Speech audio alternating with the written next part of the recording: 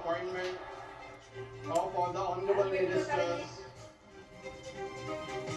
164(1) of the Constitution of India, I, Shri R.N. Ravi, Governor of West Bengal, on the advice of Shri Shubhendu Adhikari, Chief Minister of West Bengal, hereby appoint the following persons in the Council of Ministers for the state of West Bengal: Shri Dilip Ghosh, Shrimati Agnimatra Paul, Shri Ashok Kirtinia, Shri Khudiram Tudu, and Shri Nishit Pramanik.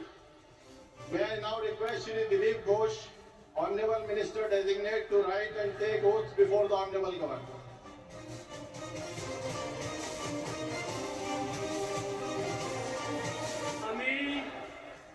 আমি ঈশ্বরের নামে শপথ করিতেছি যে বিধি দ্বারা স্থাপিত ভারতের সংবিধানের প্রতি আমি অকৃত্রিম নিষ্ঠা ও আনুগত্য পোষণ করিব।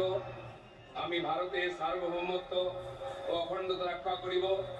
পশ্চিমবঙ্গ রাজতন্ত্রে আমার কর্তব্যসমূহ নিষ্ঠাপূর্বক বিবেকসম্মতভাবে নির্বাহ করিব এবং ভয় বা পক্ষপাত প্রীতি বা বিদ্বেষ রহিত হইয়া সকল শ্রেণীর জনগণের প্রতি সংবিধান ও বিধি অনুসারে ন্যায়াচরণ করিব।